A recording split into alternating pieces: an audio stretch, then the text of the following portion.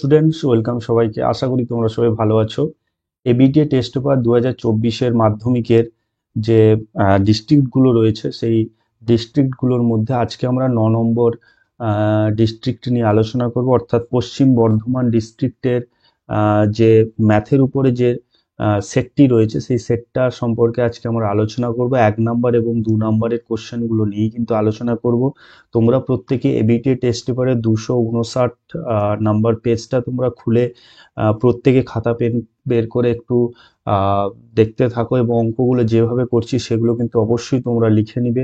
এর আগের ভিডিওতে আমি 1 থেকে 8 অবধি প্রত্যেকটা ডিস্ট্রিক্ট 1 নম্বর 2 নম্বর কোশ্চেন কমপ্লিট করে দিয়েছি, প্রতিটা প্রশ্ন ডিটেল অ্যানালাইজ করে দিয়েছি। অবশ্যই তোমরা দেখে নাও ভিডিওগুলো, তাতে তোমাদের অনেকটা উপকারে লাগবে। তো বেশি সময় নষ্ট না করে শুরু করব আজকের প্রথম প্রশ্ন। দেখো, 1 নম্বর প্রশ্ন বলেছে এক্স মাস অন্তর দেও বার্ষিক 10% চক্রবৃদ্ধি হার সুদে 1000 টাকা ওয়াই মাসের সমূল চক্রবৃদ্ধি কত হবে, যেখানে ওয়াইটা গ্রেটার দেন এক্স বলেছে। ওয়াই গ্রেটার দেন এক্স বলেছে কেন? কারণ ওয়াই মাস যে দিবে সেটা কিন্তু যত মাস অন্তর দেও তার থেকে বেশি হচ্ছে। এখানে যেটা বলেছে ওয়াইটা গ্রেটার দেন এক্স বলেছে। তার মানে কি করব, দেখো আমাদের কি কি দেওয়া রয়েছে আগে আমরা জেনে নিব। কি কি দেওয়া রয়েছে? আর দেওয়া রয়েছে কত পার্সেন্ট? 10%। চক্রবৃদ্ধি সুদ বলেছে এত টাকা, মানে আসল দেওয়া রয়েছে, সেটা হচ্ছে পি, কত হবে? 1000 টাকা দেওয়া রয়েছে। ওকে, সময় দেওয়া রয়েছে যেটা আমরা এন ধরবো। এন কত দেওয়া রয়েছে? দেখো, ওয়াই মাস দেওয়া রয়েছে, কিন্তু আমি কি করব, মাসে তো রাখবো না, মাসটাকে বছরে করব। তাহলে y/12 কি হবে? বছর হয়ে যাবে। ঠিক আছে, তাহলে 12 দিয়ে যখন আমি কোনো সংখ্যাকে ভাগ করব, তখন মাসকে মাসকে যখন ভাগ করব সেটা কিসে পরিণত হয়ে যাবে? বছরে পরিণত হবে। ঠিক আছে, এবারে দেখো আমি যেটা বের করব এখানে সেটা হচ্ছে সুদের পর্ব বের করব, কিন্তু সুদের পর্বটা কিন্তু এখানে প্রচুর পরিমাণে কাজে লাগবে এই অঙ্কগুলোর ক্ষেত্রে। কারণ দিয়েছে দেখো এক্স মাস অন্তর দেও, তাহলে সুদের পর্ব কত হচ্ছে বছরে? তাহলে 12/x, তাই না? 12/x বার নিশ্চয়ই বছরে দেওয়া হচ্ছে। এক্স মাস অন্তর যদি দেওয়া হয় তাহলে 12 মাসে কত হবে? 12/x বার দেওয়া হবে। ঠিক আছে, এই সুদের পর্বটা কিন্তু কোথায় কিভাবে কাজে লাগবে একটু বলে দিচ্ছি, মন দিয়ে শুনে নেবে। তাহলে সমূল চক্রবৃদ্ধি সুদ কত হবে? দেখো, সমূল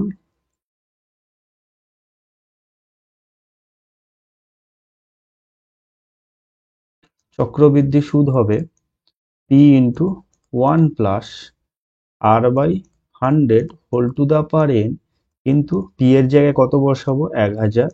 ওকে, তাহলে সুদের পর্ব যেহেতু এক্স মাস অন্তর দিয়েছে, তাই 1 + r এর জায়গায় বসাবো কি? সুদের পর্বকে আর দিয়ে নিশ্চয়ই ভাগ, মানে আর কে সুদের পর্ব দিয়ে ভাগ করব। এটা হচ্ছে বার্ষিক সুদের হার। ঠিক আছে, তার মানে আমি লিখবো কি? 10/12/x, মানে হচ্ছে 12, এক্সটা উপরে গুণ হয়ে যাবে, নিচে 100 যেমন হয় সেরকম রয়েছে, উপরে এন, এন এর সঙ্গে কি হয়? এন কত আছে? y/12 সুদের পর্ব, তার সঙ্গে কি হয়ে যাবে? গুণ হয়ে যাবে 12/x। সুদের পর্ব যেটা থাকবে সেটা সময়ের সঙ্গে গুণ হয়ে যাবে, কিন্তু সুদের হারের সঙ্গে, চক্রবৃদ্ধি সুদের হারের সঙ্গে ভাগ হয়ে যাবে। আশা করি তোমাদের আমি বোঝাতে পেরেছি। এরপরে আমরা কি করব, এখানে ক্যালকুলেশন করব। দেখো 1000 ইন্টু 1 + এখানে দেখো কি কাটবে, এখানে আর এর মান কত দেওয়া ছিল? 100, তাই না? তার মানে আমি এটাকে ভাগ কাটাকাটি করে আমি বের করবো, শূন্য কেটে যাবে। তাহলে x/120 whole to the power y/x। ঠিক আছে, বা হোল টু দা y/x, তার মানে এখানে অ্যান্সার দেখো কোনটা আসছে। অ্যাকচুয়ালি এইখানে অ্যান্সারটা দিয়ে দিয়েছে, এই অ্যান্সারটা হবে বি। দেখো, এটা যদি 10 100 কেটে যায় তাহলে x/120 হবে, y/x হবে। y/x রয়েছে এখানে, y/x। আর এটা কত আসছে? 10 গুণিত x/12, কাটাকাটি হয়ে গেলে x/120 হবে, x/120 এসছে। ঠিক আছে, তাহলে অপশান বি হবে এখানে সঠিক উত্তর। আশা করি তোমরা বুঝতে পেরেছো। তাহলে নেক্সট কোশ্চেনে যাব আমরা।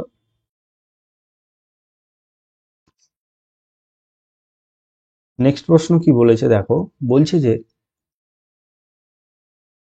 √2 - √5, দুয়ের দাগের প্রশ্ন, এর পূরক করণীর সংখ্যা কত? কতগুলো এর পূরক করণী পাওয়া যাবে। আচ্ছা, পূরককরণী দেখে তোমরা ঘাবড়ে যাবে না। পূরককরণী মানে হচ্ছে, তোমরা এই নামটা শুনলে মনে পড়ে যাবে, যেটাকে বলা হচ্ছে অনুবন্ধীকরণী। এটাই হচ্ছে অ্যাকচুয়াল, তার আর একটা নাম রয়েছে পূরককরণী। আচ্ছা, পূরককরণী কনসেপ্টটা আগে তোমাকে জানতে হবে, দিলে কিন্তু এই অঙ্কটা করা যাবে। করণীর সংখ্যা বলেছে, উত্তর বলার আগে আমি একটু বলে দিই। দেখো, পূরককরণী সেই সকল করণীকে বলা হবে, বলছে যে সকল করণী নিরসক উৎপাদক, যেরকম তোমাকে যদি বলি আমি √5, √2 মাইনাস √5 যেটা দেওয়া রয়েছে, এর করণী নিরসক উৎপাদক কটা হবে? দুটো হবে। একটা কি হবে? -√2 মাইনাস √5, এটাও একটা করণী নিরসক উৎপাদক হবে। আর একটা কি হবে? √2 প্লাস √5, এটাও কি হবে? করণী নিরসক উৎপাদক হবে। ঠিক, তাহলে করণীর আগে যদি আমি প্লাস মাইনাস চেঞ্জ করি, প্লাস থাকলে মাইনাস করি, সেটাও একটা হবে। আর এটাতে যেমন চেঞ্জ করেছি, এটাকে চেঞ্জ করলেও কি হবে? সেটাও করণী নিরসক উৎপাদক হবে। এবারে অনুবন্ধীকরণী বলছে যে যার আমি করণী নিরসক উৎপাদক আমি পাবো, এগুলো করণী নিরসক উৎপাদক, বলছে তাদের যোগফল এবং গুণফল যেন মূলদ সংখ্যা হয়। দেখো, এদের গুণফল তো মূলদ সংখ্যা হবে, কিন্তু একটা জিনিস দেখো, এদের মধ্যে আমি যদি যোগ করি না, √2 মাইনাস √5 প্লাস -√2 মাইনাস √5, এটা যদি আমি যোগ করি, দেখো √2 মাইনাস √5 -√2 মাইনাস √5, √2 কাটবে, কিন্তু পড়ে থাকবে দেখো -2√5। এটা কিন্তু কি? অমূলদ সংখ্যা, অমূলদ সংখ্যা। তার মানে এটা তো নিশ্চয়ই অনুবন্ধীকরণই হবে না। নেক্সটটা দেখে নিব আমরা, √2 মাইনাস √5 প্লাস √2 প্লাস √5। দেখো এখানে √5 তো কাটবে, কিন্তু √2 থেকে যাবে, অ্যান্সার হবে 2√2। তার মানে নিশ্চয়ই এটাও কি সংখ্যা? অমূলদ সংখ্যা। তাই অমূলদ সংখ্যা হওয়ার জন্য কিন্তু এখানে এই দুটোর মধ্যে কোনোগুলোই কিন্তু আমাদের অনুবন্ধীকরণী হওয়া সম্ভব নয়। কিন্তু এই দুটোই কেবলমাত্র রয়েছে যারা হচ্ছে গিয়ে এই করণীর, তোমার করণী নিরসক উৎপাদক। তাহলে এখানে অ্যান্সার হবে এ, অর্থাৎ 0, এর কোনো করণী নিরসক উৎপাদক আমি, সরি, অনুবন্ধীকরণী বা পূরককরণী পাবো না। আশা করি তোমাদের আমি বোঝাতে পেরেছি। দেখো, প্রত্যেকটা প্রশ্ন যদি তোমরা ডিটেল পড়ে যাও না, তাহলে আমি বলবো তোমাদের পরীক্ষাতে সমস্যা হবেই না। তাই আমি বারবার প্রত্যেকটা ভিডিওতে কিন্তু বলে যাচ্ছি যে তোমরা ডিটেল পড়ে যাও। এই কোশ্চেন গুলো হচ্ছে গিয়ে একটু তোমাদের যদি কনসেপ্ট না থাকে, তাহলে তোমরা কিন্তু সেখানে ডিটো তো কোশ্চেন গুলো পাবে না। ঠিক আছে, তাই কোশ্চেন গুলো নামাতে তোমাদের প্রবলেম হবে। তাই বলছি, একটু মন দিয়ে যদি ভিডিওগুলো দেখতে থাকো আমার, বা যেখানেই পড়ো না কেন, সেখানে প্রত্যেকটা কোশ্চেনের ডিটেল পড়ে নাও, প্রত্যেকটা ডিসকাস করে নাও, শুধু উত্তর পড়ে যেও না। আমি প্রত্যেকটা ভিডিওতে বারবার বলে দিচ্ছি। ওকে, তো নেক্সট প্রশ্ন দেখো, 3 নাম্বার প্রশ্ন কি রয়েছে। 3 নাম্বারের প্রশ্ন রয়েছে, 3-এর দাগ, এবিসি এর এবি এবং বিসি বাহু লম্ব সমদ্বিখণ্ডকদ্বয় পরস্পর ও বিন্দুতে ছেদ করেছে। তাহলে আমি একটা কি করব? ত্রিভুজ অঙ্কন করব, এবিসি, এ বি সি। বলছে এবি এবং বিসি বাহু লম্ব সমদ্বিখণ্ড, এবি কে লম্ব সমদ্বিখণ্ড করব, আর বিসি কে লম্ব সমদ্বিখণ্ড, এইটাকে লম্ব সমদ্বিখণ্ড দিয়ে বলছে যে এখানে একটা ও বিন্দুতে মিলিত হয়েছে। দিয়ে বলছে, দেখো এখানে বলছে যে বি ও সি, বি ও সি, এইটা বলে দিয়েছে 120 ডিগ্রি। ওকে, 120 ডিগ্রি। বিএসির মান কত? এইটার মান কত? ওকে, দেখো, তোমরা যখন পরিবৃত্ত অঙ্কন করেছিলে না, পরিবৃত্ত অঙ্কনের সম্পাদ্য শিখেছো তোমরা, কি করতে? যে একটা ত্রিভুজের লম্ব, যে কোনো দুটো বাহু লম্ব সমদ্বিখণ্ড করতে দিয়ে যে বিন্দুতে মিলিত হবে সেখান থেকে যে কোনো একটা কোণকে টেনে তাকে কি করতে? ঘুরিয়ে দিতে, দিলেই তো আমরা পরিবৃত্ত পেতাম। ওকে, এবারে দেখো এখানে একটা জিনিস, দুটো লম্ব সমদ্বিখণ্ড, তার মানে যেটা মিলিত হবে ও বিন্দুতে, সেইটাকে কেন্দ্র করে আমি একটা বৃত্ত অঙ্কন করতে পারি। ঠিক না ভুল? এবারে ওই বৃত্ত অঙ্কন করলে বি এবং সি বিন্দুকে তো অবশ্যই ছেদ করবে, কারণ ওটা পরিবৃত্ত হচ্ছে, বৃত্তের ত্রিভুজটার পরিবৃত্ত হচ্ছে। তাই বিসি এই বৃত্তচাপের উপর, এই বৃত্তচাপের উপর দেখো এখানে যেটা উৎপন্ন হচ্ছে না, এটা কেন্দ্রস্থ কোণ, যেটা 120 ডিগ্রি বলেছে। আর বিএসি যেটা রয়েছে, এটা কিন্তু পরিধিস্থ কোণ। ঠিক আছে না, সম্মুখ পরিধিস্থ কোণ। তাহলে এই পরিধিস্থ কোণ কি হয়, কেন্দ্রস্থ কোণের অর্ধেক হয়, বা কেন্দ্রস্থ কোণ পরিধিস্থ কোণের দ্বিগুণ হয়। তাহলে এটা 120 হলে এটা কত হবে, 60 ডিগ্রি হবে, তাহলে এর দ্বিগুণ হয়ে যাচ্ছে আমার। তাহলে অ্যান্সার দেখো বিএসি হবে অবশ্যই 60 ডিগ্রি, অপশন ডি হবে এখানে সঠিক উত্তর। আশা করি তোমাদের আমি বোঝাতে পেরেছি। তোমাদের ভিডিওটা ভালো লাগলে অবশ্যই তোমরা কমেন্ট করে জানাবে, আর লাইক করে দিবে, বন্ধুদের সঙ্গে শেয়ার করে দাও। তোমাদের কেমন লাগলো অবশ্যই কমেন্ট করে জানাও, আর এক্ষুনি একটা লাইক করে দাও। অবশ্যই তোমাদের আরো ভালো ভালো ভিডিও আমি নিয়ে আসবো, তোমাদের সাজেশন নিয়ে আসবো, সাজেশন আমি দিব, এবং খুব ইম্পর্টেন্ট ইম্পর্টেন্ট কোশ্চেন দেখে আমি তোমাদের সাজেশন করে দিব। তো তোমাদের সঙ্গে থাকতে হবে, একটু বন্ধুদের সঙ্গে শেয়ার করে দাও। তো নেক্সট প্রশ্ন দেখো, আমরা করব কোশ্চেন নাম্বার 4। 0 ডিগ্রি থেকে 90 ডিগ্রি পর্যন্ত ত্রিকোণমিতিক অনুপাতগুলির নিচের কোনটি হতে পারে না? আচ্ছা, কোনটি হতে পারে, ঋণাত্মক হতে পারে না, না শূন্য, ধনাত্মক, অসংজ্ঞাত? দেখো তোমরা ত্রিকোণমিতি যে অনুপাত পড়েছো, সাইন, কস, সেক, কোসেক, ট্যান, কট, 0 থেকে 90 ডিগ্রির মধ্যে থিটা এর মান, 0 থেকে 90 ডিগ্রির মধ্যে এদের প্রত্যেকটা মান যে তোমরা পড়েছো, কোথাও দেখেছো নেগেটিভ রয়েছে, ঋণাত্মক রয়েছে? ঋণাত্মক কিন্তু নেই, শূন্য রয়েছে। যেরকম তোমাকে একটা করে এক্সাম্পল আমি দিয়ে দেবো, সাইন 0 সাইন 0 কত, শূন্য হবে। তাহলে নিশ্চয়ই হতে পারে, হতে পারে না বলেছে, ধনাত্মক তো হবেই হবে, প্রত্যেকটা মানই ধনাত্মক রয়েছে ম্যাক্সিমাম। অসংজ্ঞাত যেরকম তোমাকে এক্সাম্পল দিই যদি আমি, কট, কট কট 90 ডিগ্রি, ঠিক আছে, কস, কস 90 মানে 0, হ্যাঁ কট 90, ট্যান 90 অসংজ্ঞাত, ঠিক আছে না? তাহলে অসংজ্ঞাত একটা পাচ্ছি আমি, কট 0 ডিগ্রি হচ্ছে আমার অসংজ্ঞাত, ঠিক আছে না? তার মানে এখানে একটা জিনিস কি বোঝাচ্ছে আমার, যে বা শূন্য, ধনাত্মক, অসংজ্ঞাত তো হচ্ছে, কিন্তু ঋণাত্মক কিন্তু নেই। তাই হতে পারে না কেবলমাত্র কোন সংখ্যা, ঋণাত্মক সংখ্যা। অপশন এ হবে এখানে সঠিক উত্তর, ঋণাত্মক। আশা করি তোমরা বুঝতে পেরেছো। নেক্সট প্রশ্নে যাব আমরা। বুঝতে না পারলে অবশ্যই কমেন্ট সেকশনে জানাও তোমাদের, তোমরা অবশ্যই দাগ নাম্বার দিয়ে বলে দাও, আমি পরের ভিডিওতে বলে দেবো। একটি লম্ব বৃত্তাকার শঙ্কুর উচ্চতা h একক, তির্যক উচ্চতা l, ব্যাস r একক হলে এদের মধ্যে কোনটা হবে? দেখো উচ্চতা h দিয়ে দিয়েছে লম্ব বৃত্তাকার শঙ্কু, আমি যদি অঙ্কন করি লম্ব বৃত্তাকার শঙ্কু,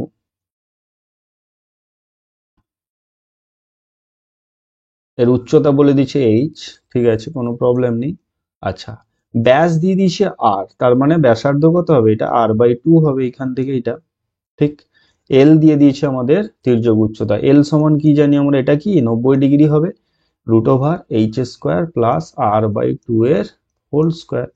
তাহলে আমি যদি এল স্কোয়ার বের করি তাহলে বেরোবে কত, h² প্লাস r²/4। আচ্ছা, আমার এখানে 4 দিয়ে দেখো এইটা রয়েছে, এইখানে যদি নিয়ে আসতে পারি তাহলে হয়ে যাবে, আর কোথাও তো 4 দিয়ে নেই, কাটাকাটি তো হবে না। দেখো এখানে এল স্কোয়ার ইকুয়ালস টু 4, এখানে যদি আমি লসাগু করি 4h² প্লাস r², ঠিক, বা 4l² সমান হচ্ছে 4h² প্লাস r²।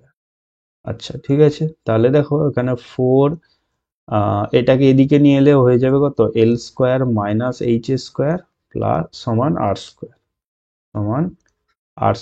তাহলে এইটাই হচ্ছে, দেখো r² সমান 4 × l² মাইনাস h², এটাই হচ্ছে আমাদের সঠিক উত্তর। তাহলে অ্যান্সার কত হবে, 8।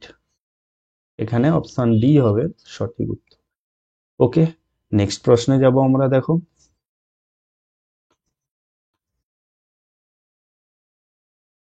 বলছে পরপর যে কোনো 5টি স্বাভাবিক সংখ্যার গড় 18 হলে প্রথম পঞ্চম সংখ্যাটির গড় কত? পরপর 5টি স্বাভাবিক সংখ্যার গড় বলেছে 18। আচ্ছা, যেটা গড় থাকে, যদি n যদি আমাদের অযুগ্ম সংখ্যা থাকে না, কি সংখ্যা থাকে, অযুগ্ম সংখ্যা থাকে, তাহলে কি হয়, n প্লাস 1/2 হচ্ছে কি তাদের গড় হয়, সংখ্যার যে সংখ্যাটা থাকবে ওটা গড় হবে। তাহলে দেখো 18, 19, 20, এদিকে 17, 16 হয়েছে না? দেখো গেলে টোটাল 5টা সংখ্যা রয়েছে, হ্যাঁ কি না, 5টা সংখ্যা রয়েছে, এবং 5টা সংখ্যা দুদিকে দুটো রয়েছে, মাঝখানে এটাই কি হবে, আমাদের গড় হবে। ঠিক আছে, কারণ n+1/2 তম পদ কি হবে আমাদের, কি হবে তোমার গড় সংখ্যাটাই হবে। তাহলে এখানে 5টা রয়েছে, ঠিক আছে, তাহলে 5টা যদি থাকে এখানে 5+1/2 মানে 6 নম্বরটা হবে কি আমাদের, সরি 6/2, 3 নম্বরটা হবে কি আমাদের গড় সংখ্যা। দেখো 1 2 3, তাহলে 3-এর জায়গায় আমি 18 রাখতে পারি। ওকে, এবং যেহেতু বলেছে পরপর স্বাভাবিক সংখ্যা রয়েছে, তাই আমি লিখতে হবে কিন্তু 16 17 18 19 20 পরপর রয়েছে। যদি এখানে পরপর কথাটা না দেওয়া থাকতো তাহলে কিন্তু অন্যভাবে ভাবা যেত, কিন্তু এখানে খুব ইজিলি বলে দিয়েছে আমাকে। ঠিক আছে, এবারে দেখো প্রথম এবং পঞ্চম, প্রথম সংখ্যাগত 16, পঞ্চম সংখ্যাগত 20, যোগ করব 2 দিয়ে ভাগ করবো, তো দুটো সংখ্যার গড় বলেছে, তাহলে হবে কত 36/2 মানে 18। ওকে, তাহলে অ্যান্সার হবে দেখো অপশন বি হবে এখানে সঠিক উত্তর। আশা করি তোমরা বুঝতে পেরেছো। ওকে, তাহলে আমাদের 1 নম্বর দাগ কমপ্লিট হয়ে গেছে মাল্টিপল চয়েস প্রশ্ন। এরপরে আমরা সত্য মিথ্যা, যেটা তোমাদের 5টা, সরি শূন্যস্থান পূরণ, যেটা তোমাদের 5টা আসবে, সেটা নিয়ে আলোচনা করব। দেখো প্রথম প্রশ্ন কি দিয়েছে, দেখো 1-এর দাগ, বার্ষিক 5% সরল সুদের হারে 2024 সালের জানুয়ারি থেকে 15ই মার্চ পর্যন্ত 12,000 টাকার সুদ নির্ণয় করতে বলেছে। তাহলে 2024 সাল কি সাল বলা হয়, 2024 কি সাল হবে, লিপ ইয়ার হবে, তাই না, লিপ ইয়ার। ওকে, তাহলে লিপ ইয়ারে যখন হবে সেই বছরে ফেব্রুয়ারি মাস কত দিনের হবে, নিশ্চয়ই 29 দিনের হবে। তাহলে দেখো জানুয়ারি মাস কত, 1 জানুয়ারি থেকে বলেছে, জানুয়ারি মাস হচ্ছে আমাদের 31 দিন। ওকে, ফেব্রুয়ারি মাস কত হয়ে যাবে, একদিন বেশি হয়ে যাবে, 29 দিন। ওকে, আচ্ছা, মার্চ মাসের কত তারিখ অবধি বলেছে, এখানে 15 তারিখ অবধি বলেছে, তাই না। তাহলে মার্চ মাসে যেহেতু 15 তারিখ অবধি বলেছে, আমি এখানে কিন্তু 14 তারিখ, 14 দিন নিব। কেন, এটা একটা নিয়ম রয়েছে, দেখো যে হয় এখানে একদিন কমাবে, কোন মাসে, জানুয়ারি মাসে একদিন কমাতে পারো, না হলে শেষে একদিন কমাতে পারো, টোটাল যা হিসেব হবে তার থেকে একদিন কমাবে, যে যোগফলটা হবে তত দিনের কিন্তু সুদ হবে। যে কোনো একদিনের সুদ কিন্তু একটা হয় প্রথম দিনের সুদ, না হলে শেষ দিনের সুদটা কম হবে। ঠিক আছে, তাই আমি 1 কমিয়ে নিয়েছি, 15। যোগ করলে কত হবে এখানে, 9×4 = 13, 14, 3 2 5 6 1 7, তাহলে 74 দিনের কিন্তু এখানে অ্যাকচুয়ালি কি হবে আমাদের সুদ নির্ণয় করা হবে। ঠিক আছে, 74 ডেজ। ওকে, নেক্সট কোশ্চেনে যাব আমরা। নেক্সট প্রশ্ন দেখো, বলছে পি আর এবং কিউ আর অনুপাতটির লঘিষ্ঠ আকার পি ও কিউ হওয়ার প্রয়োজনীয় শর্ত কি। আচ্ছা, পি এবং কিউ হওয়ার প্রয়োজনীয় শর্ত এখানে দুটো হতে পারে। ওকে, একটা হতে পারে কি, অবশ্যই আর যদি 0 হলে তো হবে না, আর কে নট ইকুয়ালস টু 0 হতে হবে। 2 নম্বর শর্ত কি, পি ও কিউ কে যেহেতু এখানে বলেছে লঘিষ্ঠ আকারে, আমি এটাকে প্রয়োগ করেছো, তাই পি ও কিউ কি হতে হবে, পরস্পর মৌলিক হতে হবে, মানে তাদের মধ্যে যেন আর কোন রকম কি থাকে, উৎপাদক না থাকে, কমন কমন ফ্যাক্টর, কমন উৎপাদক যেন না থাকে, তাহলে কিন্তু কেটে গিয়ে পি কিউ আর থাকবে না, আরো ছোট হয়ে যাবে। তাই পরস্পর মৌলিক যদি হয়ে যায় তখন কিন্তু এইটা পুরো ডাইরেক্ট কিন্তু লঘিষ্ঠ আকারে চলে আসবে, পি এবং কিউ। তাই এখানে দুটো শর্তই কিন্তু প্রযোজ্য হবে, এটা একটু মাথায় রাখবে। ওকে, নেক্সট প্রশ্নে যাব আমরা। দেখো বলেছে যে পরস্পর স্পর্শ করে নেই এমন দুটি বৃত্তের তির্যক সাধারণ স্পর্শকের স্পর্শবিন্দুগামী ব্যাসার্ধদ্বয় পরস্পর ড্যাশ হয়। ওকে, পরস্পর স্পর্শ করে নেই কিন্তু, তাহলে আমি যদি দুটো বৃত্ত নেই এরকম স্পর্শ করবে না, তাদের একটা সাধারণ আমি যদি স্পর্শক টানি, তির্যক স্পর্শক বলেছে, সরি, স্পর্শবিন্দুগামী ব্যাসার্ধদ্বয়, দেখো এখানে এই ব্যাসার্ধদ্বয়, এইগুলো কেমন হবে, এই দুটো ব্যাসার্ধ বলছে কেমন হবে। দেখো এই দুটো কিন্তু কি হবে, সমান্তরাল হবে, তাই না। কেন সমান্তরাল হবে তারও কিন্তু কারণ রয়েছে। কি কারণ, অবশ্যই বলবো তোমাদের, আমি একটু ওয়েট করতে হবে, মন দিয়ে একটু ভিডিওটি শুনতে হবে, তবে কিন্তু বুঝতে পারবে। হয়েছে, দেখো এখানে বৃত্তের কেন্দ্র থেকে যে স্পর্শকের উপর অঙ্কিত যে আমি ব্যাসার্ধ যদি অঙ্কন করি কেন্দ্র থেকে, ঠিক আছে, যেখানে স্পর্শ করছে ওই স্পর্শবিন্দু অবধি যদি আমি ব্যাসার্ধ অঙ্কন করি, ওই ব্যাসার্ধ এবং স্পর্শ পরস্পরকে কত ডিগ্রি কোণে মানে কত ডিগ্রি কোণে থাকে, তারা 90 ডিগ্রি কোণে থাকে। এটাও কি কত কোণে থাকবে, অবশ্যই 90 ডিগ্রি কোণে থাকবে। আচ্ছা, দুটো সরল রেখা, ঠিক, দুটো সরল রেখা আমি যদি স্পর্শকটাকে ছেদক বা ভেদক ধরি, দেখো এই কোণটা সমান, তার মানে এটা কি কোণ হচ্ছে, একান্তর কোণ। আর একান্তর কোণ কার হয়, একান্তর কোণ যখন দুটো সরলরেখা সমান্তরাল হয় তখন কিন্তু একান্তর কোণ দুটো কি হয়, সমান হয়, তাই না? তাই একান্তর কোণ দুটো যেহেতু সমান হয়ে গেছে, তার মানে সরলরেখা দুটো অবশ্যই সমান্তরাল হবে। তাছাড়া আরো কি হতে পারে, দেখো একটা সরল রেখার উপর যদি দুটো সরল রেখা লম্ব হয় 90 ডিগ্রি হয়, ঠিক আছে না, তাদের কিন্তু অনুরূপ কোণ যেটা থাকবে না ভেতরের, অনুরূপ কোণের সমষ্টি যদি 180 ডিগ্রি হয়, তখন কিন্তু সেই দুটো সরলরেখা সমান্তরাল হবে। দেখো 180 ডিগ্রি হচ্ছে, ঠিক আছে। তো এইভাবে তোমাদের কিন্তু লজিক গুলো জেনে রাখতে হবে, তাহলে অ্যান্সার কি হবে আমাদের, সমান্তরাল হবে। ওকে, একই উচ্চতা এবং একই ব্যাসার্ধ বিশিষ্ট লম্ব বৃত্তাকার চোঙের আয়তন ড্যাশ ইন্টু লম্ব বৃত্তাকার শঙ্কুর আয়তন। আচ্ছা, লম্ব বৃত্তাকার চোঙের আয়তনের সূত্র কি, 1/3 পাই আর স্কোয়ার এইচ, ঠিক। আচ্ছা, লম্ব বৃত্তাকার শঙ্কুর আয়তনের সূত্র কি, আচ্ছা লম্ব বৃত্তাকার চোঙের শুধু পাই আর স্কোয়ার, সরি, এক্সট্রিমলি সরি,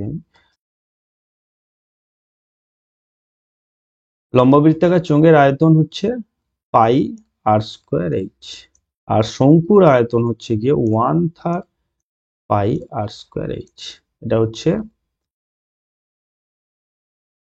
চোঙের আয়তন, আর এটা হচ্ছে আমাদের শঙ্কুর আয়তন, ঠিক আছে। এবারে আর যেহেতু এইচ এর সঙ্গে সমান, তাহলে আমি এটা লিখতে পারি পাই আর কিউব, আর এটাও কি লিখতে পারি আমি, 1/3 পাই আর কিউব। আচ্ছা, এবারে দেখো এর সঙ্গে কত গুণ করলে আমার এইটা আসবে, দেখো এর সঙ্গে নিশ্চয়ই কত গুণ করলে, 3 গুণ করলে, তাহলে 3 কেটে যাবে, পাই আর কিউব এর সঙ্গে এটা সমান হয়ে যাবে। তাই এখানে 3 ইন্টু লম্ব বৃত্তাকার শঙ্কুর আয়তন করতে হবে, দিলে কিন্তু আমার লম্ব বৃত্তাকার চোঙের আয়তনের সঙ্গে সমান হচ্ছে, এখানে সমান দেওয়া রয়েছে। আশা করি তোমরা বুঝতে পেরেছো। ওকে, নেক্সট কোশ্চেনে যাব আমরা। নেক্সট কোশ্চেন কি বলেছে দেখো, এ ও বি পরস্পর পূরক কোণ হলে কট এ কট বি কট 90 ডিগ্রি মাইনাস এ, ওকে, কট 90 ডিগ্রি মাইনাস বি কট এ প্লাস বি। আচ্ছা, দুটো কোণ যদি পূরক কোণ হয়, তার মানে দুটো কোণের সমষ্টি কত হবে, 90 ডিগ্রি হবে, ইয়েস অর নো? আচ্ছা, কট এ প্লাস বি মানে কত, কট 90 ডিগ্রি, ঠিক। কট 90 ডিগ্রি মানে কত হয়, কট 90 ডিগ্রি মানে হচ্ছে কস 90, কস 90 মানে কত 1, কস 90 মানে কত 0, সাইন 90 কত 1, তার মানে অ্যান্সার হচ্ছে কত এখানে 0, কট 90 মানে 0। তাহলে শূন্যর সঙ্গে যদি যত সংখ্যা তুমি গুণ করো না কেন, অ্যান্সার কিন্তু কত হবে, শূন্য হবে, ঠিক না? তাহলে অ্যান্সার কত হবে আমাদের, শূন্য।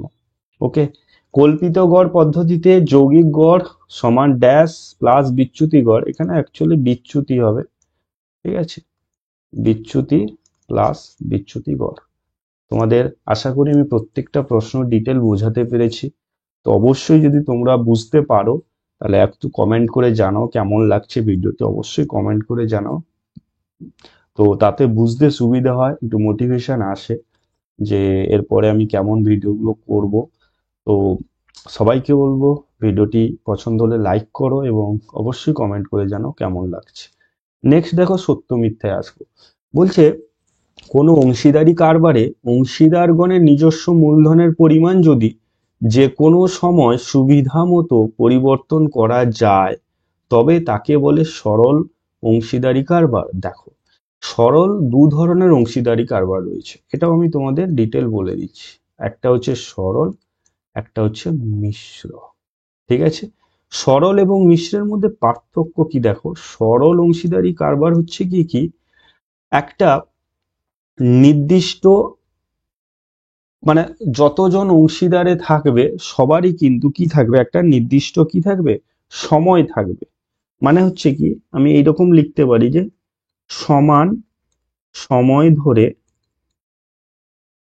মানে কোনো টাকাকে তারা খাটাবে, সমান সময় ধরে তারা কাজে লাগাবে। ঠিক আছে, মিশ্রতে কি হয়, বিভিন্ন সময়ে টাকা দিতে পারে, তুলে নিতে পারে, আবার দিতে পারে, এটা হচ্ছে মিশ্র। ঠিক আছে, তাহলে এখানে যেহেতু বলেছে যে যে কোনো সময় সুবিধা মতো পরিবর্তন করা যায়, তার মানে এটা অ্যাকচুয়ালি মিশ্র অংশীদারি কারবার। তাহলে যে কোনো সময় কিন্তু সরলে করা যায় না, সরলে কিন্তু একটা নির্দিষ্ট সমান সময় ধরে কিন্তু টাকাটা থাকবে। ওকে, তার মানে এটা কি হবে, অ্যাকচুয়ালি মিথ্যা হবে। ঠিক আছে, সরল নয়, এটা হবে মিশ্র। ওকে, নেক্সট প্রশ্নে যাব, এক হয়ে গেল। 2 নম্বর দা কি বলেছে দেখো, A x square B x plus C বেশি বাস্তব সংখ্যা এ নট ইকুয়ালস টু 0। দ্বিঘাত বহুপদী সংখ্যামালা শূন্যগুলোই এত দ্বিঘাত সমীকরণের বীজদ্বয় A x square plus B x plus C. অবশ্যই শূন্যগুলো মানে কি, এদের উৎপাদক। ঠিক আছে না, তাহলে অবশ্যই বীজদ্বয়, এটা কি হবে, সত্য হবে।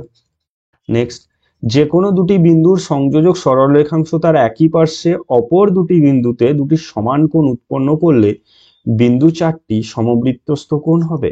অবশ্যই, অবশ্যই কি হবে, একই বৃত্তেরই কিন্তু চারটি বিন্দু থাকবে। কেন থাকবে, তোমাদের আমি একটা প্রয়োগ বলে দিচ্ছি, দেখো তোমরা পেজ নাম্বার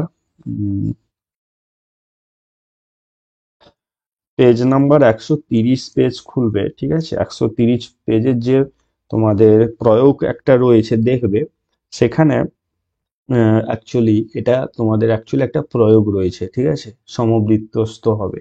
ওকে, দেখবে এরকম একটা বৃত্ত অঙ্কন করা আছে অ্যাকচুয়ালি, এরকম একটা এ বি কি রয়েছে এখানে বলেছে, যেটা দুটি বিন্দু এ বি রয়েছে। এবারে এর একই পাশে দুটো বিন্দু থাকবে, ধরো আমি সি ডি ধরলাম। ঠিক আছে, এই দুটো বিন্দু এখানে এই রকম কি দুটো সমান কোণ উৎপন্ন করবে বলেছে।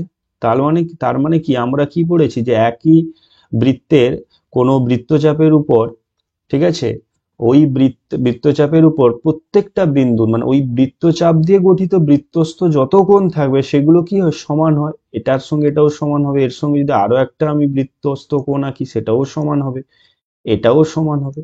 তার মানে অ্যাকচুয়ালি এটা কি হবে, সমবৃত্তস্থ হবে।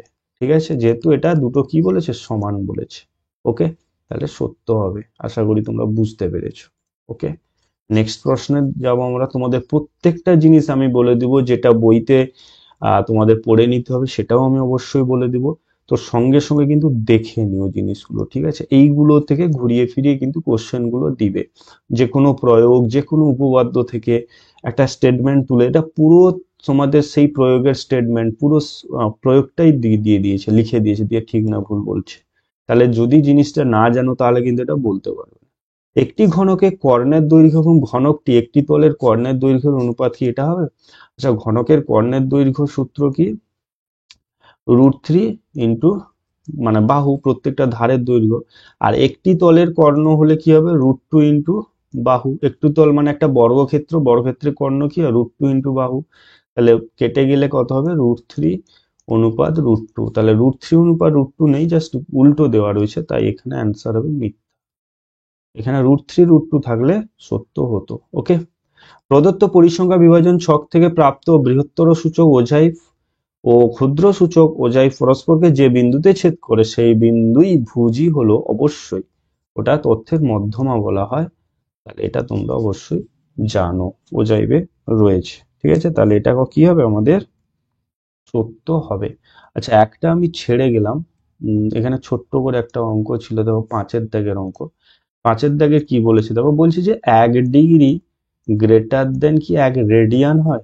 এটা কিন্তু অ্যাকচুয়ালি ভুল।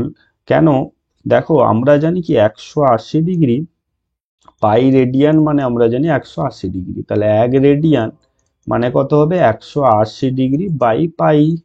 পাই রেডিয়ান মানে হচ্ছে 180 বাই 22, উপরে কি হবে 22/7, আমি কি করব, ভাগ করব, 22/7কে ভাগ করব। তাহলে এইটা যেটা বেরোবে সেটা আমার বলে দিছি তোমাদের, 57 ডিগ্রি 16 মিনিট 22 সেকেন্ড। তাহলে 1 ডিগ্রি আর এটা মানে হচ্ছে 57 ডিগ্রি 16 মিনিট 22 সেকেন্ড। তাহলে বড় কোনটা হচ্ছে, 57 ডিগ্রি। তাই অ্যাকচুয়ালি হয় যেটা 1 ডিগ্রি লেস দেন 1 রেডিয়ান। তার মানে এটা কি হবে আমাদের মিথ্যা হয়ে যাবে। ঠিক আছে, তো আশা করি তোমাদের আমি সবগুলো এখানে বলে দিলাম। ঠিক আছে, নেক্সট আমরা যাব 2 নম্বরের প্রশ্ন।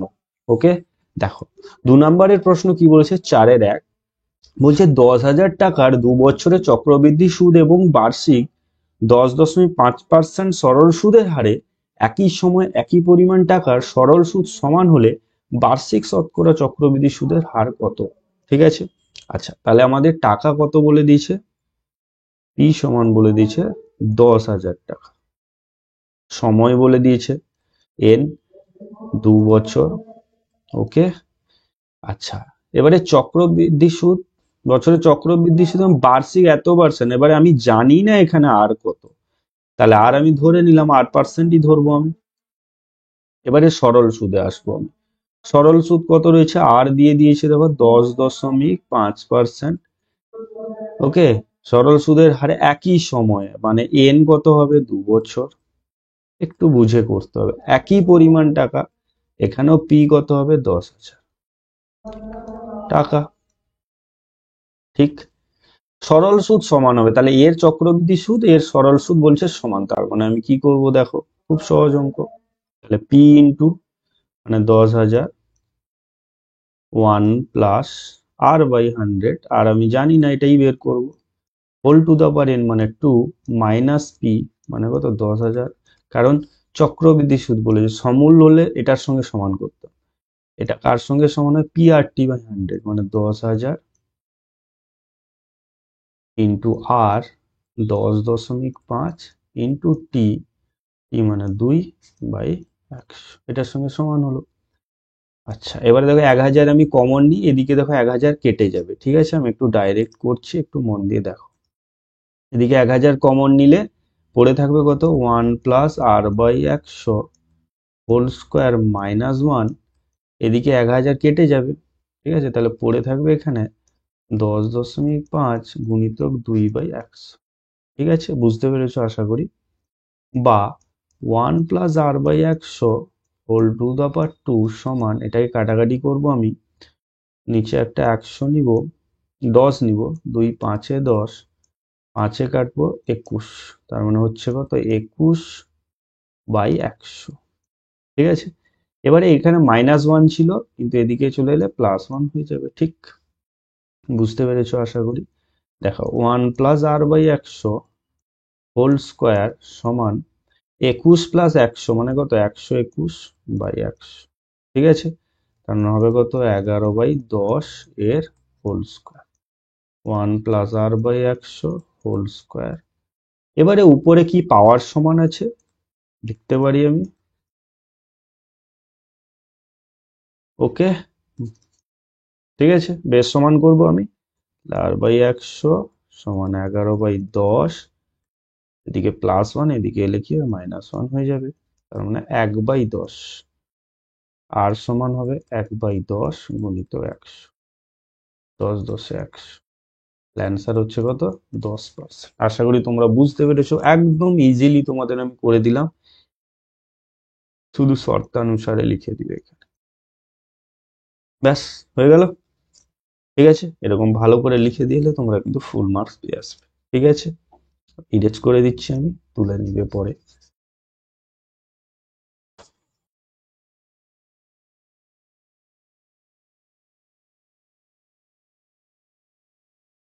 নেক্সট প্রশ্ন দেখো, 3 বন্ধু 15,000 টাকা দিয়ে অংশীদারি ব্যবসা শুরু করেছে, বছরের শেষে যথাক্রমে 800 টাকা, 1,000 টাকা, 1,200 টাকা লাভ করে থাকলে দ্বিতীয় বন্ধুর মূলধন কত? ঠিক আছে, এই অঙ্কগুলো খুব সহজ, তোমরা কি করবে, যেটা তোমরা তারা কি করেছে, টাকা লাভ করেছে সেই লাভের অনুপাত তোমরা করবে, অনুপাত করার পরে যে টাকাটা দিয়েছিল 1,200 রয়েছে, 3 বন্ধু দিয়েছিল, তাদের টোটাল মোট টাকা এই অনুপাতে ভাগ হয়ে যাবে। ঠিক আছে, তাহলে 0 কেটে দিলাম, 2 4, 2 5, 2 6, তাহলে হচ্ছে কত আমাদের, 4:5:6। তাহলে এইটাকে প্রথম দ্বিতীয় তৃতীয় টোটাল টাকা কত রয়েছে, দিয়েছিল 15,000 টাকা, কার চেয়েছে? দ্বিতীয় বন্ধু। দ্বিতীয় বন্ধু কত রয়েছে? 5। মোট করব 5 4 9, 9 6 15 গুণিত 15,000। খুব শর্টে করে দিলাম আমি। এই অঙ্কগুলো অবশ্যই সবারই করা রয়েছে, ঠিক আছে? তবুও যারা করনি তাদের জন্য এটা আমি বলে দিলাম। 1,000, তার মানে কত হচ্ছে আমাদের? দ্বিতীয় বন্ধু অ্যাকচুয়ালি 5,000 টাকা দিয়েছিল, ঠিক আছে? দ্বিতীয় বন্ধু কত মূলধন দিয়েছিল? 5,000 টাকা মূলধন দিয়েছিল। ওকে, নেক্সট যাব আমরা। দেখো বলেছে যদি x সমান √3 + 2 এবং xy সমান -1 হয়, তবে দেখাও যে x - y একটি মূলদ সংখ্যা। ঠিক আছে, x এর মান কত বলেছে? √2 প্লাস √3 প্লাস 2। আচ্ছা,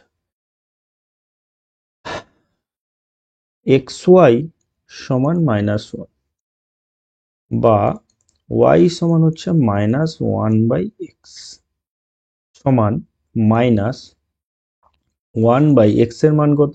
√3 প্লাস 2 বসিয়ে দিলাম।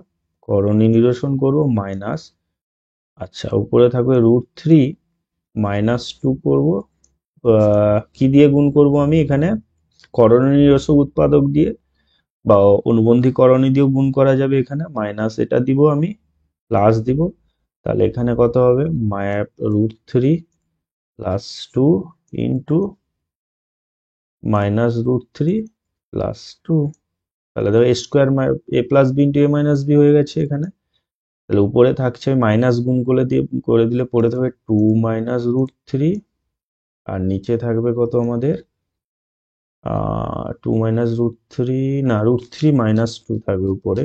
মাইনাস গুণ করলে কি হবে? এটা মাইনাস √3 -2, আর নিচে থাকবে 4 - 3 মানে 1 হয়ে যাবে। অ্যাকচুয়ালি হচ্ছে √3 -2। ঠিক আছে, দেখো উপরে যদি আমি করে নিই, যেটা চেয়েছে x - y, √3 plus 2 plus √3 -2, sorry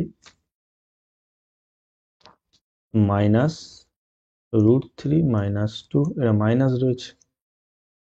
আরেকবার লিখবো আমি, ভেতরের চিহ্ন চেঞ্জ করব, √3 কাটবো, 4, এটা হচ্ছে কি? মূলদ সংখ্যা। ঠিক না ভুল? এটা 4 একটা কি মূলদ সংখ্যা? প্রমাণিত। ওকে, এটাই চেয়েছে আমাদের, একটু মূলদ সংখ্যা। নেক্সট কোশ্চেনে যাব আমরা। দেখো নেক্সট কোশ্চেন কি রয়েছে, বলছে বাস্তব সহগযুক্ত একচল x বলেছে বিশিষ্ট একটি দ্বিঘাত সমীকরণে বীজদ্বয়ের যোগফল 5 এবং x² এবং x⁻0 এর সহগ যথাক্রমে 1 এবং 6 সমীকরণটি নির্ণয় করতে বলেছে। ঠিক আছে, আচ্ছা দেখো আমরা যে দ্বিঘাত সমীকরণ কি জানি? ax² bx + c = 0। আমি যদি দুটো বীজদ্বয় নিই, একটি দ্বিঘাত সমীকরণের বীজদ্বয়, ধরো আলফা এবং বিটা যদি বীজদ্বয় নিই, তাহলে আলফা বিটা কি হয়? c/a, আলফা প্লাস বিটা কি হয়? -b/a। ওকে, এবারে এই যে আলফা বিটা এবং আলফা প্লাস বিটা থেকে আমরা যদি সমীকরণ বের করাই, কিরকম লিখতাম? x² - alpha plus beta x plus alpha beta = 0। মানে আলফা প্লাস বিটা এবং আলফা বিটা যদি জানা থাকে, তখন দ্বিঘাত সমীকরণ কেমন হবে? এইরকম হবে, ঠিক না? তার মানে ধরো বীজদ্বয়ের বিয়োগফল বলে দিয়েছে 5, আমি এই সমীকরণটা কিন্তু ব্যবহার করব। তাহলে দেখো কিভাবে আমি ব্যবহার করছি। আলফা মাইনাস বিটা বলে দিয়েছে আমাদের 5। ওকে, তার মানে আলফা, আচ্ছা আর একটা কি বলে দিয়েছে দেখো, x² এবং x⁻0 এর সহগ 1 এবং 6।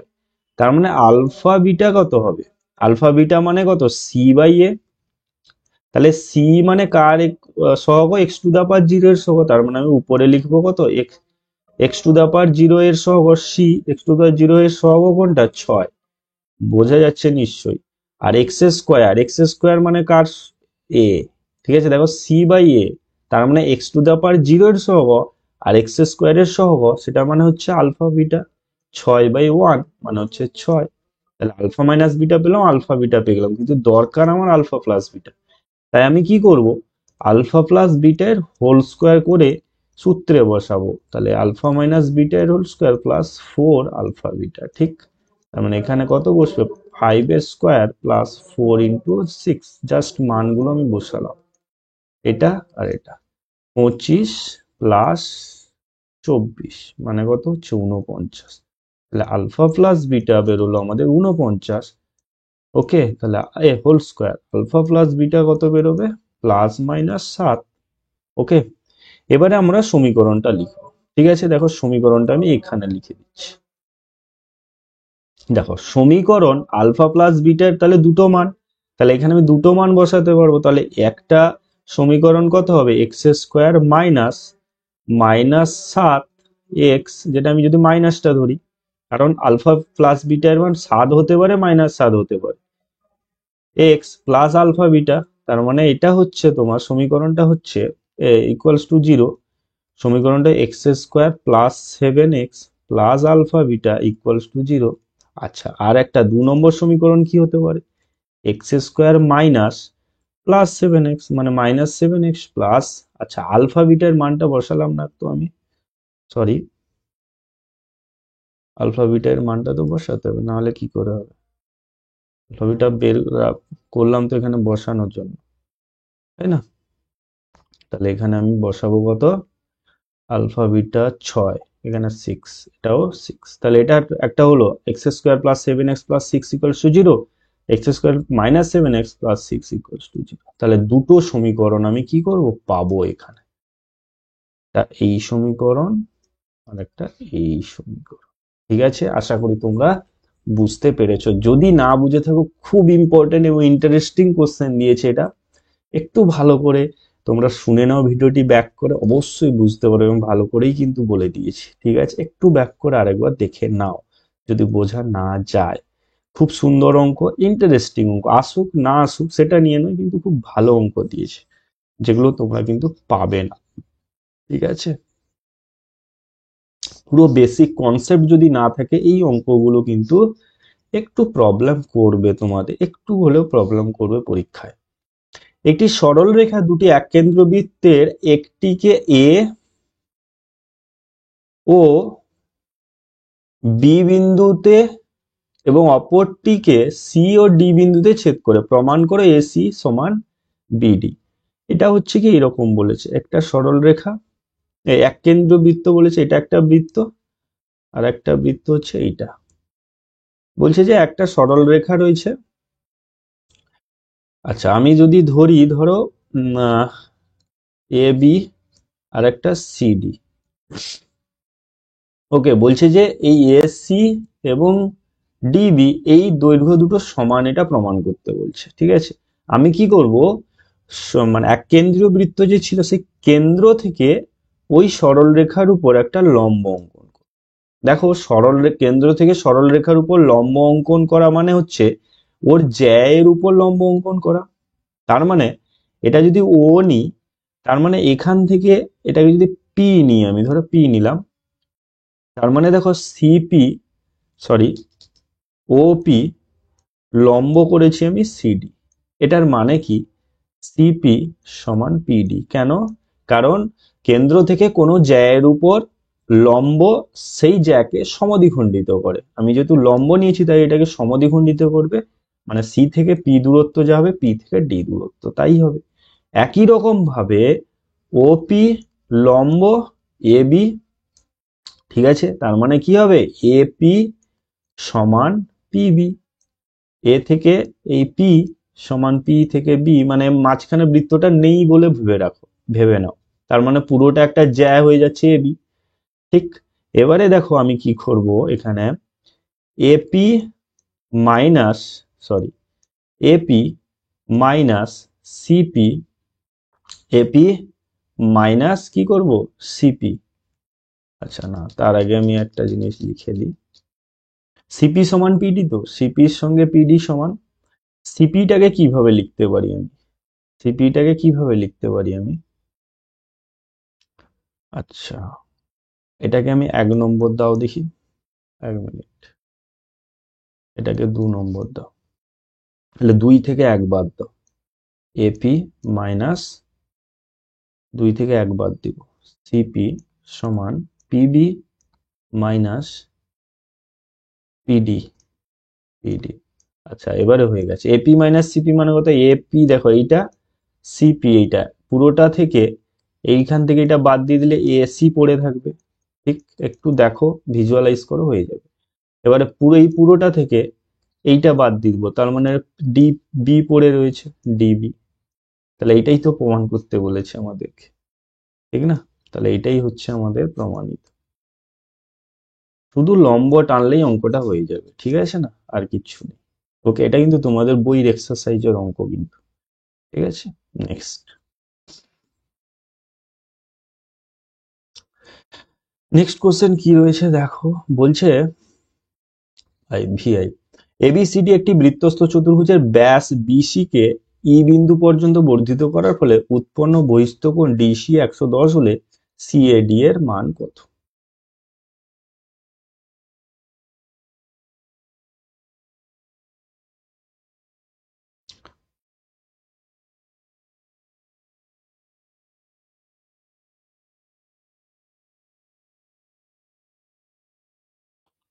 বিসি হচ্ছে ব্যাস বলে দিয়েছে এবং এবিসিডি রয়েছে, আচ্ছা বিসি ব্যাস, এবিসিডি, ওকে।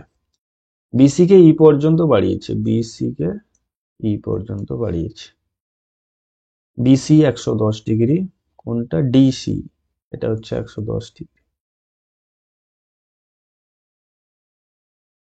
বলছে যে সিএডি এর মান, সি সি এ সিএডি কোনটা? সিএডি, এইটা কত ডিগ্রি চেয়েছে? আচ্ছা, খুব সহজ অঙ্ক, দেখো। আচ্ছা, বৃত্তস্থ চতুর্ভুজের কোনো একটা বাহুকে যদি আমি বাইরের দিকে বাড়িয়ে দিই, তাহলে বহিস্থ যে কোণটা হবে, এই যে 110 ডিগ্রি কোণটা হবে, বিপরীত যে অন্তস্থ কোণ থাকবে তার সঙ্গে সমান হবে, ঠিক আছে? দূরবর্তী বিপরীত অন্তস্থ কোণ, দেখো এটা 110 যদি হয়, এইটা কত হবে? মানে ডিসিবি কত হবে? নিশ্চয়ই টোটাল 180 ডিগ্রি, মানে 70 ডিগ্রি হবে। আচ্ছা, বৃত্তস্থ চতুর্ভুজের বিপরীত কোণ কি হয়? বিপরীত কোণের যোগফল 180 হয়, তার মানে বিএসি, বিএসি এইটা কত হবে? লিখে দিচ্ছি আমি, বিএসি এটা হবে কত? 180 মাইনাস 70 ডিগ্রি সমান 110 ডিগ্রি। এবারে বিএসি নয়, বিএডি, কিন্তু বিএসি এই কোণটা কিন্তু 90 ডিগ্রি। কেন? অর্ধবৃত্তস্থ কোণ, অর্ধবৃত্তস্থ কোণ সমকোণ, ঠিক? তার মানে এটা 90 ডিগ্রি, পুরোটা 110 ডিগ্রি, তার মানে বাকিটা কত থাকবে? সিএডি এই কোণটা হবে 110 ডিগ্রি মাইনাস 90 ডিগ্রি, আনসার হবে 20 ডিগ্রি, ঠিক আছে? তাহলে সিএডি মান কত হচ্ছে? 20 ডিগ্রি। নেক্সট বলেছে দেখো,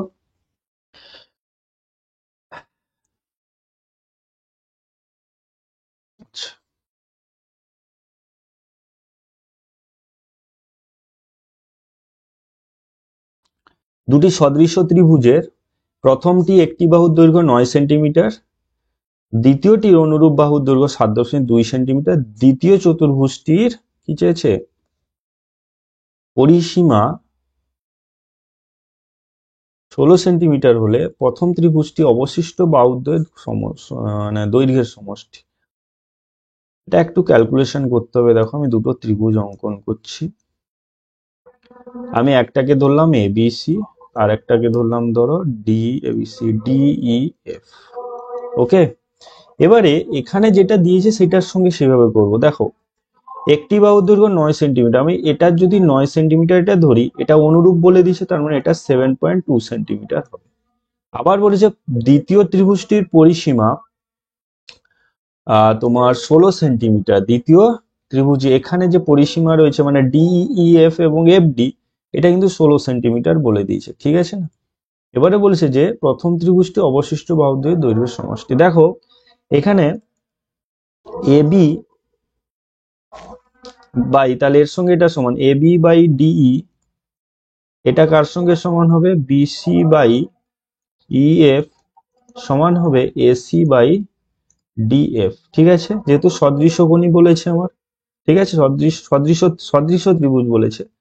ওকে, এবারে এইটা সমান কি হবে, এইটা অবশ্যই এ বি সংযোজন প্রক্রিয়ায় যদি পাই A B plus BC plus AC by EF plus DF,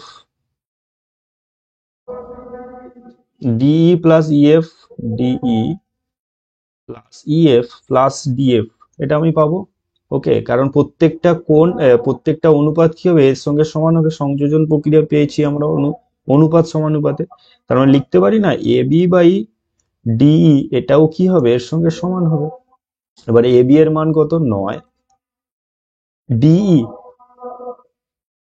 7.2 সমান A B plus BC plus AC, A B কত আছে 9 প্লাস বিসি কত রয়েছে, এ বি, হ্যাঁ এ বি 9, বিসি এসি জানি না, এই দুটো যোগফল কিন্তু আমাকে বের করতে বলেছে। ঠিক আছে, নিচে যোগফল দিয়ে দিয়েছে 16, কেন বলতো, দ্বিতীয় ত্রিভুজের পরিসীমা 16 দিয়েছে, তার মানে ডিই ইএফ এফ ডি কি হবে, আমাদের 16 হবে যোগফল। বা এবারে গুণ করবো, 16 না 144 আছে, 9 9 2 18, 9 7 63 64, এগুলো একটু বুঝতে হবে তোমাদের, plus 7.2 into BC plus AC, ঠিক আছে, সমান 16 9 144, ঠিক আছে, বা 7.2 ইন্টু বিসি প্লাস এসি সমান 144 মাইনাস 64.8, ঠিক আছে না, বা বিসি প্লাস এসি সমান কত হবে, এটা মাইনাস করলে কত আসছে দেখো, 0.2 আসছে, এটা আসছে আমার 9, এটা আসছে 7 6 13 7 বাই 7.2 কি করে দিব, ভাগ করে দিব। ঠিক আছে, এদিকে গুণ ছিল, এবারে দশমিক তুলে দাও, 72 একে 72 একে 72, মানে অতএব বিসি প্লাস এসি সমান কত হচ্ছে 11 সেন্টিমিটার। সেটাই তো বলেছে যে বাকি দুটো, প্রথম ত্রিভুজটির অবশিষ্ট বাহুদ্বয়, অবশিষ্ট মানে এটা রয়েছে আর এটা রয়েছে, তাহলে এদের সমষ্টি বিসি প্লাস এসি কত পেলাম, 11 সেন্টিমিটার, 11। ওকে, তাহলে অ্যান্সার হবে 11 centimetre.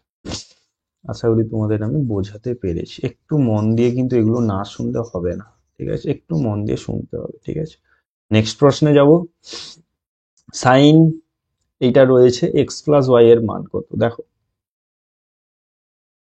Sign 5x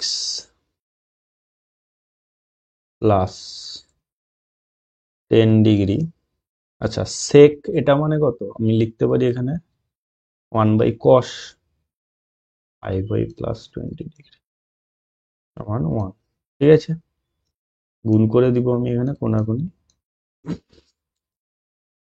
sign 5x plus 10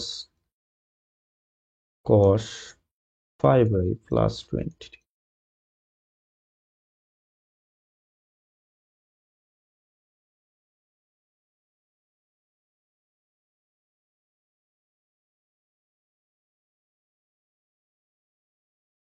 কেন লিখলাম এটা, দেখো সাইন 90 মাইনাস থিটা মানে কত, কস থিটা, এটাই লিখেছি, কেন, সমান করব বলে, সাইন দুটো চলে এসছে, এটাকে লিখতে পারি,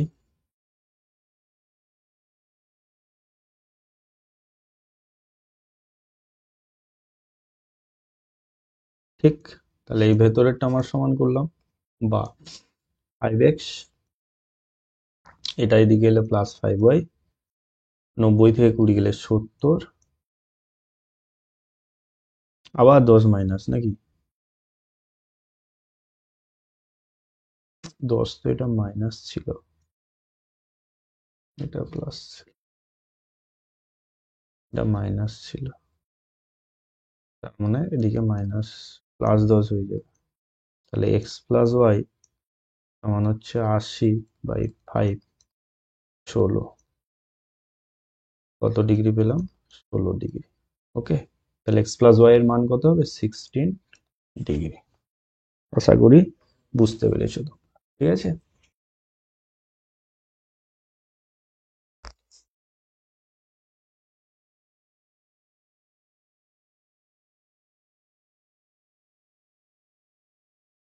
নেক্সট প্রশ্নে যাব।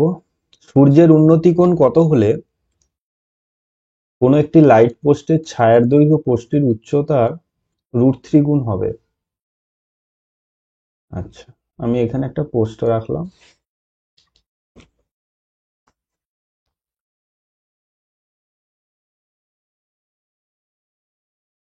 উন্নতি কোণ কত হলে, মানে এই থিটা উন্নতি কোণ মানে কি, যেটা উপরের দিকে দেখবে। এইখানে কোনো পোস্ট কেসের দেখছে লাইট পোস্ট, ছায়া পড়েছে এর উপরে। আচ্ছা, পোস্টের উচ্চতা √3 গুণ হবে, মানে এটা যদি এক্স হয় এটা √3x হবে। ওকে, এটা যদি এক্স একক হয়, এটা √3x একক হবে।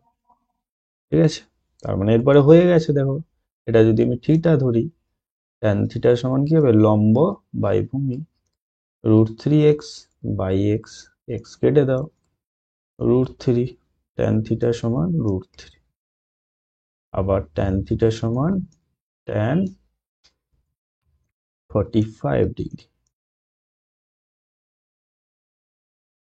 তাহলে উন্নতি কোণ কত হচ্ছে, 45 ডিগ্রি। ওকে, নেক্সট কোশ্চেনে যাব আমরা। একটি ঘনকের প্রতিটি ধারের দৈর্ঘ্য 50% বৃদ্ধি করা হলে ঘনকটি পার্শ্বতলের ক্ষেত্রফল শতকরা কত বৃদ্ধি হবে? খুব ইজি অঙ্ক এটা, কিন্তু এটা কিন্তু তোমাদের আমি বাড়ির কাজ দিলাম, তোমরা কমেন্ট সেকশনের অ্যান্সারটা আমাকে করে জানাবে।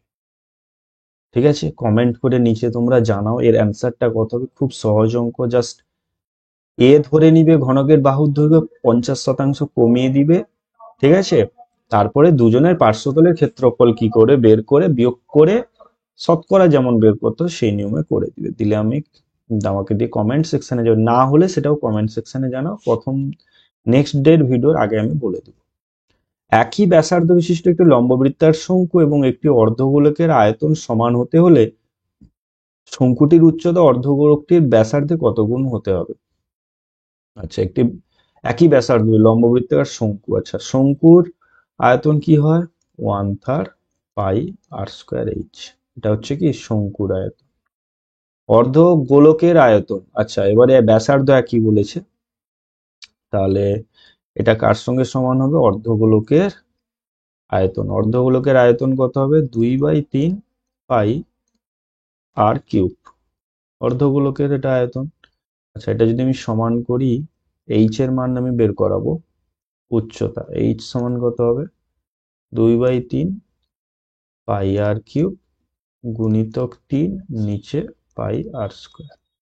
3 কাটো, একটা আর থাকবে, পাই কেটে যাবে, তাহলে এইচ সমান হচ্ছে 2r। তার মানে ব্যাসার্ধের এইচ কে কত গুণ হতে হবে, দ্বিগুণ হতে হবে। তার মানে 2 গুণ হতে হবে কার থেকে, ব্যাসার্ধের থেকে। ওকে, নেক্সট প্রশ্নে যাব আমরা। এটা খুব ভালো অঙ্ক দিয়েছে, এটা একটু তোমাদের বুঝতে হবে। দেখো এই অঙ্কটা কেমন করছি আমি, ভালো করে দেখবে।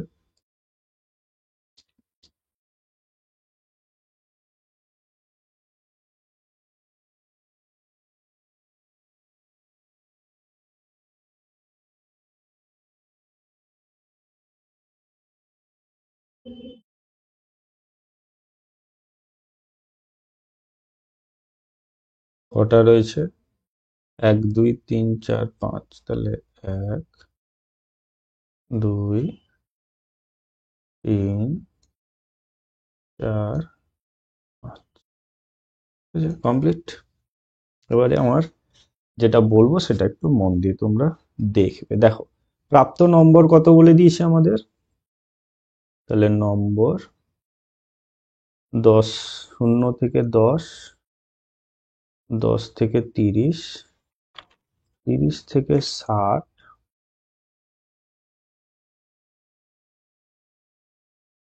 আচ্ছা, ছাত্রছাত্রীর সংখ্যা আমি সংখ্যায় লিখছি, 15,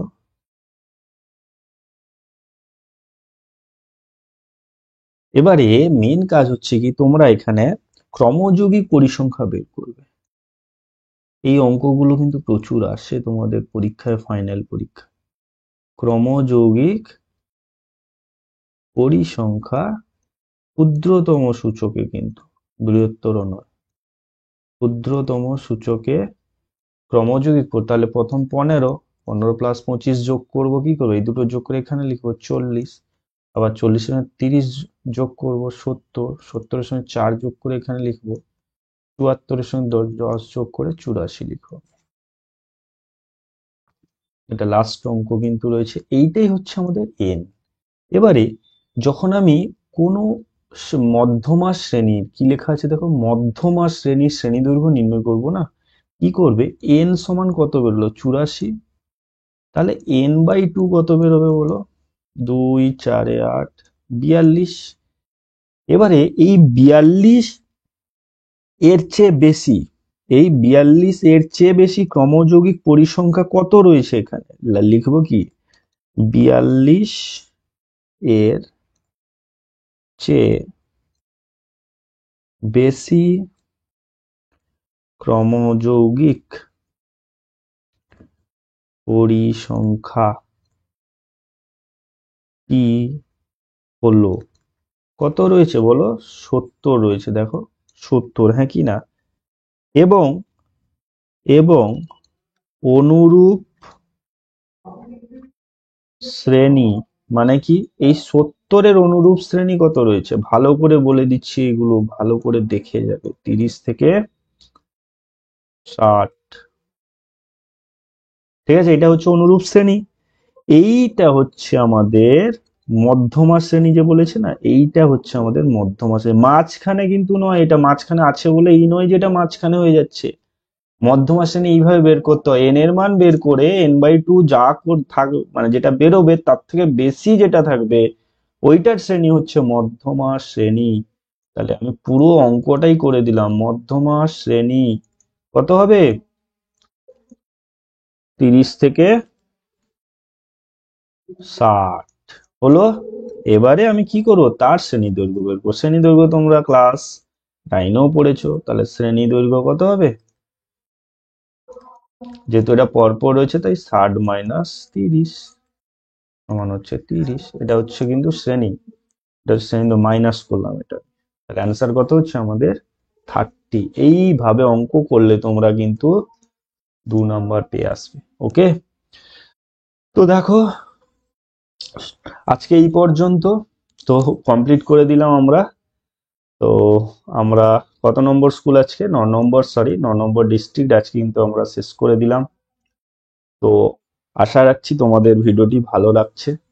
তো প্রত্যেকটা কোশ্চেন ডিটেল বলে দিলাম আমি। তো যদি ভালো লাগে প্লিজ প্লিজ একটা লাইক করে দাও, ঠিক আছে। আর চ্যানেলে যদি নতুন হও তবে প্লিজ চ্যানেলটিকে সাবস্ক্রাইব করে পাশে থাকা বেল আইকনটা ক্লিক করে রাখো, যাতে নতুন নতুন ভিডিওর নোটিফিকেশন পেয়ে যাও। আর তোমরা কেমন ভিডিও চাইছো আমার কাছে, তোমরা প্লিজ কমেন্ট করে জানাও। তোমাদের ভালো লাগলেও জানাও, খারাপ লাগলেও জানাও, কোনো প্রবলেম নেই, কমেন্ট করে জানাও। আহ যদি তোমাদের কোনো চ্যাপ্টারে কোনো প্রবলেম হয়, সেই চ্যাপ্টারে কিন্তু আমাকে যদি বলো ম্যাক্সিমাম স্টুডেন্ট, তাহলে কিন্তু আমি একটা ভিডিওতে পুরো চ্যাপ্টারটা কমপ্লিট করবো, একটু বড় টাইম লাগলেও ইম্পর্টেন্ট দেখে অঙ্কগুলো আমি করিয়ে দেওয়ার চেষ্টা করব, যদি তোমরা কমেন্ট করে জানাও, ঠিক আছে।